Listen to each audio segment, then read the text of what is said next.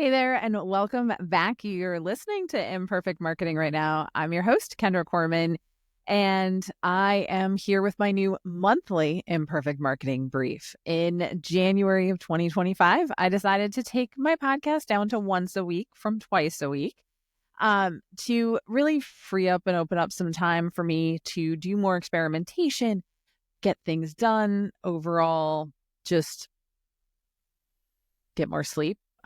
Just kidding about that. But ultimately, yes, I needed more thinking time and ways to get things done. My opinion, thinking time is way undervalued. So enough about that. Let's jump into the heart of today's topic on AI. Today, we're talking about something that I get asked, probably the most often asked question for any of my trainings or presentations, etc., right? Is what tool do I choose? And do I use ChatGPT or Claude or Perplexity, StoryBrand.ai, Flux, Midjourney, Beautiful.ai? There's a million different tools out there, and it really depends on what you are trying to do and what you are trying to have it do on a regular basis. And so again, I talk a lot about a lot of different tools. Today, we're going to focus mostly on ChatGPT, Claude, and Perplexity, which I consider really that baseline of all of the major tools that you're going to be using. Again, there's a million different software tools, and you don't have to be paying for all of them. Most of them have been built on Claude or ChatGPT for the most part. And so if you just needed to do that little thing for you, you can usually get away without paying for it and figuring out how to make ChatGPT or Claude work for you in that way. Now, one can usually meet your needs for paying. You don't have to pay for 8 million systems like I do. My software budget cringes every time I see a new AI tool out there. But everybody's usually looking for the best tool. It's the best one, Kendra, right? There isn't a best one, right? It just depends on which one is best for you and what you are trying to accomplish with the AI system. So I was talking to a client last week who was just totally overwhelmed by all of the options. And she was jumping from tool to tool to tool. And she's like, which one's going to be best for me? Yes, I encourage you to check them all out because they're all different, but you don't have to be jumping from tool to tool to tool. And she wanted to figure out which one was better, but that's the wrong question. What are you trying to accomplish? And we're going to stick with that and think about how you're doing it. So the most important question here is, what tasks do you do repeatedly in your work or in your daily life? I want you to think a little bit here about your typical week. Are you writing a lot of emails? Are you creating social media content? Are you researching industry trends? Are you summarizing somebody's website, summarizing documents? What is it that you're doing on a regular basis? Because if you start with your needs and not the tool, that's what's going to make the difference here. It's like choosing a car. You're not going to start with horsepower and end up with a sports car when your ultimate goal is to take kids to soccer practice, right? So it sort of narrows things down just a little bit differently. So what I want you to do right now, even if you're driving, just think, don't write it down if you're driving or walking the dog. What's one task that you do over and over and over that takes up more time than you'd like, that you think AI might be able to help you with? And I'm not talking about automation or anything like that. What is that one task, that one thing that you do? Personally, for me, it's writing. I write probably 4 to 6 hours a day on average. 4 to 6 hours. Over half of my day is just writing. Right? Responding to emails, writing social posts, writing show notes for this podcast, emails to clients, presentations, marketing plans. It's all writing. That's all I do.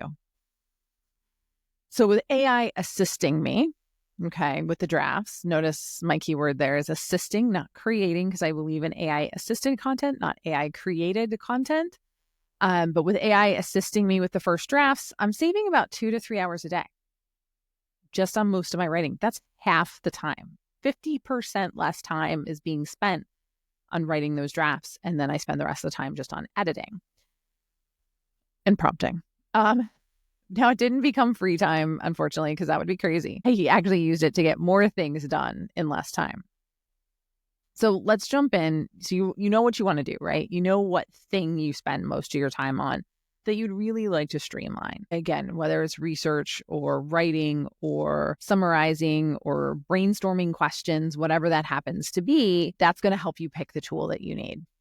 I do feel like we have to start with ChatGPT. It's the Swiss Army knife in the AI world. It can handle a lot of different tasks. You've probably heard about it everywhere, and there's good reason for that, right? What I love about ChatGPT, it's incredibly versatile. Need to make a simple image? It will with DALL-E built in. Need to go out and summarize a website? It can go out and view that website. Needed to analyze data? You can upload that into the system. Make sure there's no personally identified and identifiable information, PII, or confidential information, of course. Needed to write? It can do a lot of these things. It can create code. There's 1,000,001 things that ChatGPT can do, which makes it one of the most versatile tools. And depending on what you're trying to do, it's usually the one that I recommend for most people. It's great if you need an all-around assistant, right? I use it if I'm making sure a presentation conveys what I'm trying to do. Like, hey, what are the 3 takeaways you get out of this presentation, and upload the slides.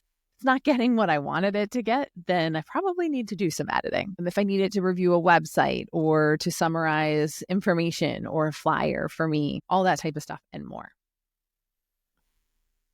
Now let's switch gears and talk about Perplexity.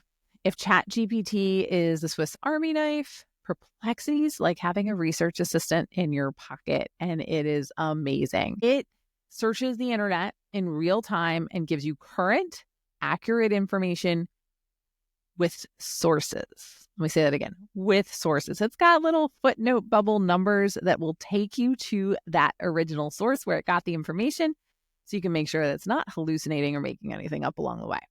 So I want you to think about researching a topic. Maybe you're looking on current industry trends for your industry. So instead of opening 20 browser tabs, right, and reading through reports and signing up for 1,000,000 different reports and trying to piece the information together, Perplexity is going to do that heavy lifting for you and allow you to dive deeper where you want to and clarify your questions, which is pretty cool. I recently used it to research some marketing trends instead of spending hours reading different articles from top to bottom.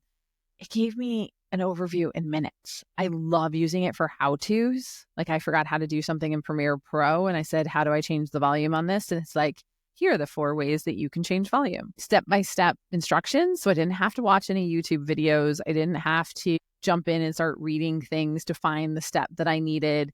Summarized exactly where I needed to go and what I needed to do. And I had some level of familiarity with the activity. I'd just forgotten how to do it because I hadn't done it in a while. I regularly use it for researching my podcast guests too. It's a pretty amazing tool overall. So now let's move on to Claude though. If you need to write, and I mean really write and hold your voice over and over and over again consistently through longer chat, things like that, Claude is by far the best tool in my opinion. It excels at taking your content, putting it into well-structured structured piece that actually sounds like you wrote it. That's what's key there.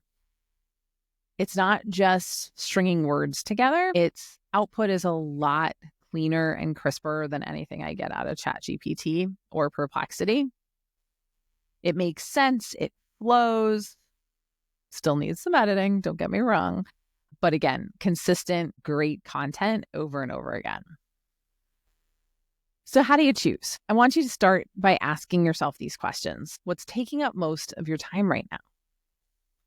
Do you need current research? Are you working with information that you already have and can upload? Are you creating content, analyzing information? Sometimes you could use different tools for different parts of your process. I definitely use all 3. I could use Perplexity to research trending topics, organize my thoughts with ChatGPT, and then use Claude to write the final piece. And that's how detailed I go. But if you're looking for one tool to pay for and leverage, I'm going to ask you, what are you trying to do? If you want the one that does the most amount of things, then you got to go ChatGPT. If you don't care and you want to have sources for everything you do, Perplexity is where it's at. And then finally, if all you want is something that can reliably write your first drafts, then I would say Claude.ai is by far the best option there. Again, we can get into the technicalities of all the different systems, but ultimately it's what do you want to achieve with what you're doing? Play around with the free versions. Again, not one is going to be best overall. It's just going to be what's best for you and what you're trying to do. And just remember, if you like the outputs you're getting on a free plan, you're going to love the outputs you're getting on a paid plan, because when you go up onto the paid plans, the outputs seem to be just a little bit better on all three of them. You get what you pay for, right? So just remember, there's no perfect AI tool. It's about finding the right tool for your needs. I want you to start small, pick one task that you do over and over and over again. And again, experiment. See which one feels best. That's it for today's episode of Imperfect Marketing. I hope that you found this helpful and useful. I look forward to seeing you again on another episode of Imperfect Marketing. If you learned something today, it would really help me out if you would rate and subscribe wherever you're watching or listening. Have a great rest of your day.